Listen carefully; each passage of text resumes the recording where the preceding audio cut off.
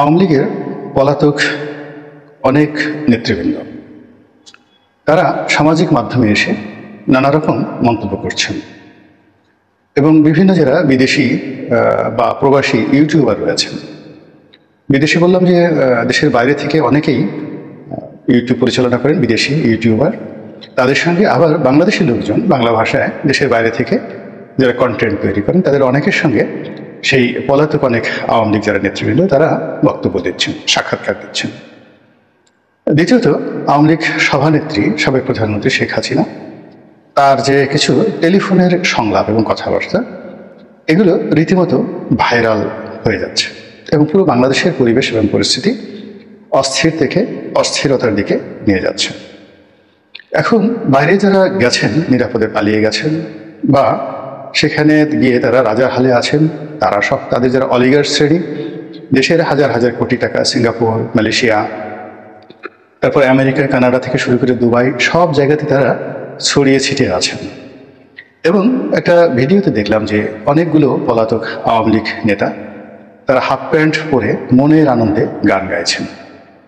এ দৃশ্য বাংলাদেশে যারা আওয়ামী লীগ করেন তাদের জন্য যে কতটা বেদনার, কিংবা এই সময়টিতে যারা হাতে পায়ে ধরে বিএনপির সঙ্গে সমন্বয়কদের সঙ্গে সমন্বয় করে কোনো মতে বেঁচে থাকার চেষ্টা করছেন, তাদের কাছে যে কতটা বেদনার, কতটা অবমাননাকর, এটি ভাষায় প্রকাশ করা যাবে না। অন্যদিকে যারা সাধারণ মানুষ তারা আওয়ামী লীগের এই সকল কথাবার্তা শুনে, পলাতক নেতৃবৃন্দের কথাবার্তা শুনে তারা রীতিমতো চরম বিক্ষুব্ধ, অনেক আতঙ্কিত।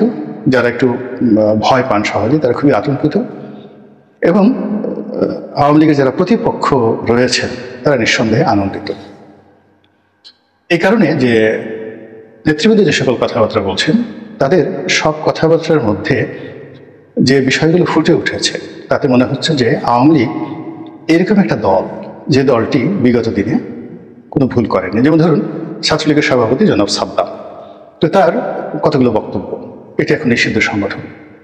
তো তিনি তার বক্তব্যে প্রথমে বলছেন প্রধানমন্ত্রী শেখ হাসিনা, মানে শেখ হাসিনা বর্তমানে প্রধানমন্ত্রী। তারপরে তিনি তাকে বলছেন দেশরত্ন শেখ হাসিনা। তো এই জিনিসগুলো সময়ের সঙ্গে সঙ্গে আসলে এটাকে যাকে বলা হয় মানুষের হৃদয় জয় করার জন্য বা মানুষের কাছে নিজেদের যে বিষয়টি তুলে ধরার জন্য এই ধরনের ল্যাঙ্গুয়েজ কোনো অবস্থাতেই গ্রহণীয় নয়।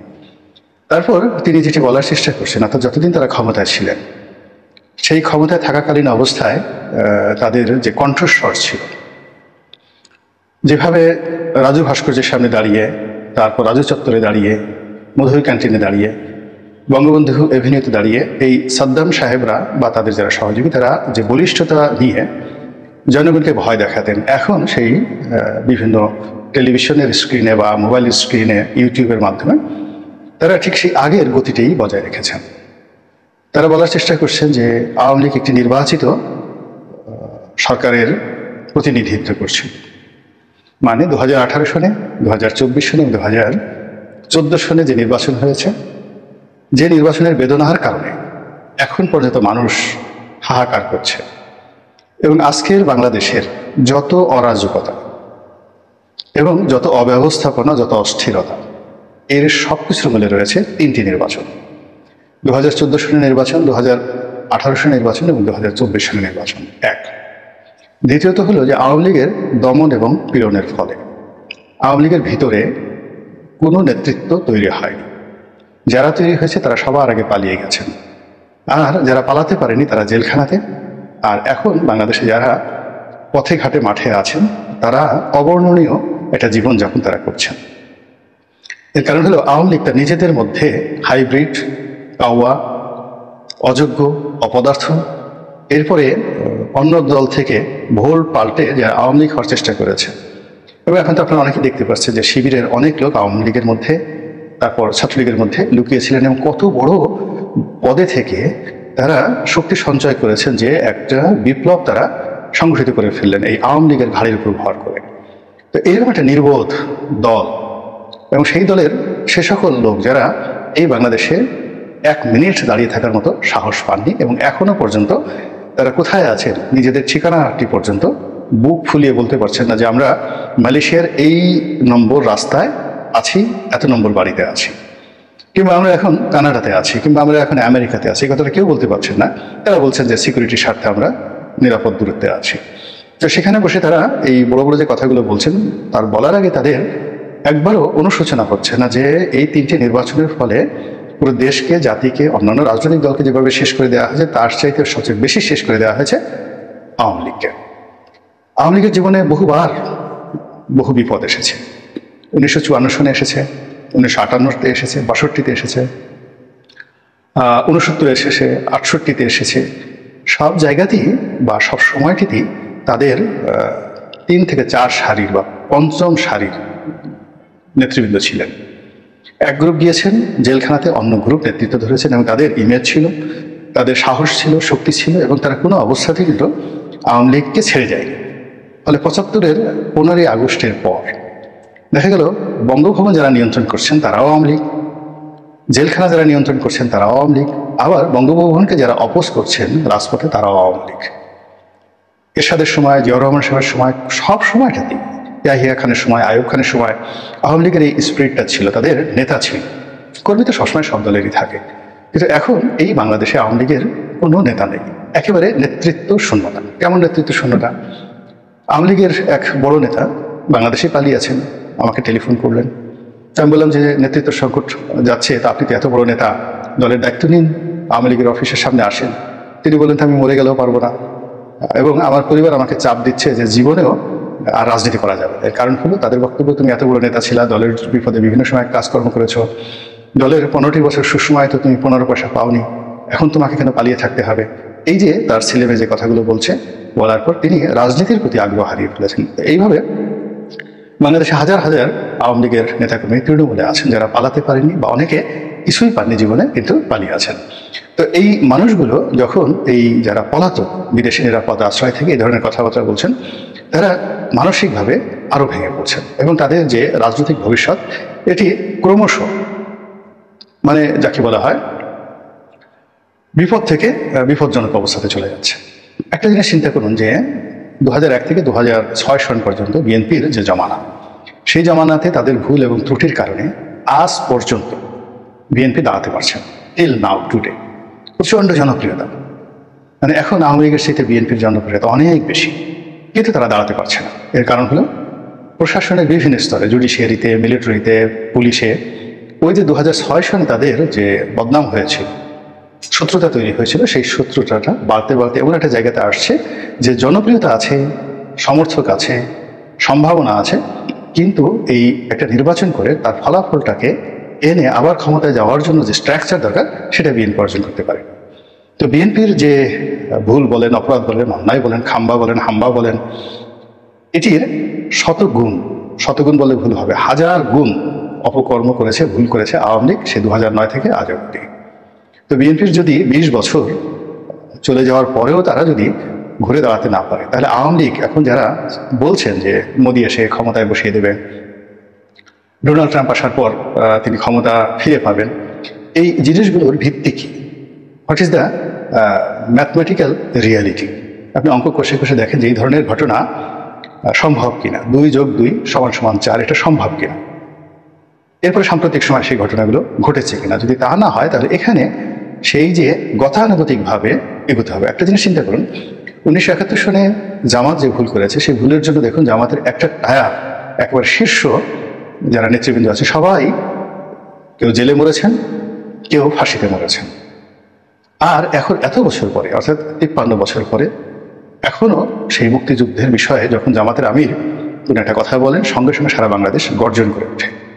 তো একই অবস্থাতে আওয়ামী লীগের যে ভুলগুলো রয়েছে, এগুলো তো আগে স্বীকার করতে হবে এবং সেখান থেকে বের হয়ে আসতে হবে। অন্যথায় আওয়ামী লীগ যদি আবার বলে 2014 সনের নির্বাচন আমাদের কোনো অপশন ছিল না, 2018 সনে কোনো রাতের ভোট হয়নি, 2024 সনে তো একেবারেই এমন ভোট হয়েছে, সবাই সেখানে উপস্থিত হয়ে ভোট দিয়েছেন, এই কথা বলে যারা পালিয়ে গেছেন তারা তো আসতে পারবেনই না। যারা বাংলাদেশে আছেন, এই আওয়ামী লীগের দল যারা করছেন, তাদের সামাজিক জীবনে আরো বিপর্যয় নেমে আসবে। 2 নম্বর হলো যে আওয়ামী লীগ এখন যে পর্যায়ে পৌঁছে গিয়েছে, তার হাতে 2টো অপশন আছে। একটা হলো তাকে সার্ভাইভ করতে হবে এবং পরিবর্তিত পরিস্থিতিকে মেনে নিয়ে সার্ভাইভ করতে হবে, ভুল স্বীকার করতে হবে এবং তাদের যে ভালো কাজগুলো ছিল সেই কাজের ওসিলায় আবার তাদেরকে এগোতে হবে ভালো মানুষের নেতৃত্ব নিয়ে।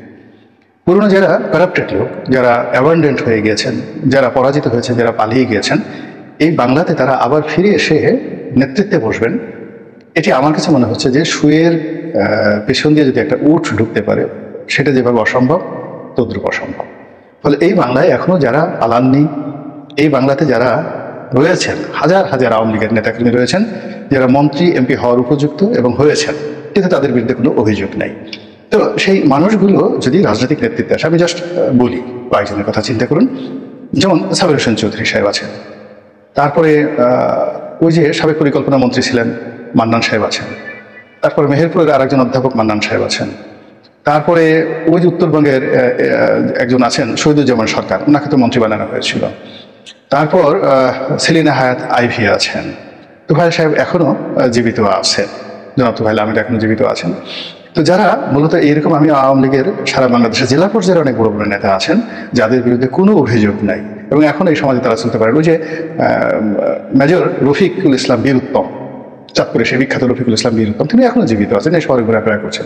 অর্থাৎ এই মানুষগুলো, আপনি যদি এরকম 100 জন মানুষ, সাবেক রাষ্ট্রপতি আব্দুল হামিদ সাহেব আছেন, তো এই মানুষগুলোকে যদি আপনি রাস্তা দাঁড়া করেন, অন্তত পক্ষে 100 জন মানুষ আপনি এরকম প্রেজেন্টেবল পাবেন যাদের সমপর্যায়ের পলিটিক্যালি, সোশ্যালি, তারপরে আরো 100টা যদি গুণাবলী ধরেন, তাদের সমপর্যায়ের রাজনীতিবিদ এখনো অন্য দলগুলোতে নেই, এখন অন্য দলগুলোতে নেই। তো কেন এই সমস্ত লোককে বাদ দিয়ে সাদ্দামের কথা আওয়ামী লীগের লোকজন শুনবেন?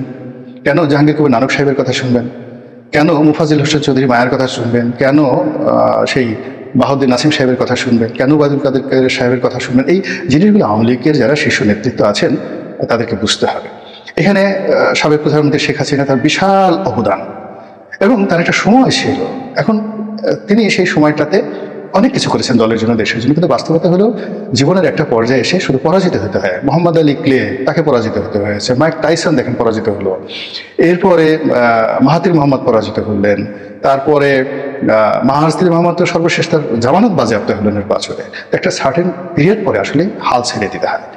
এখানে বঙ্গবন্ধু কন্যার যে এখন বাস্তব অবস্থায়, তাকে আপনি একটা এলিমেন্ট হিসেবে ব্যবহার করতে পারেন, স্ট্যাচু হিসেবে ব্যবহার করতে পারেন, তারপরে তাকে একটা ঐক্যের প্রতীক হিসেবে ব্যবহার করতে পারেন, but as a operational head এই মুহূর্তে কোনো অবস্থাতেই ভায়াবল না, কোনো অবস্থাতেই ভায়াবল না।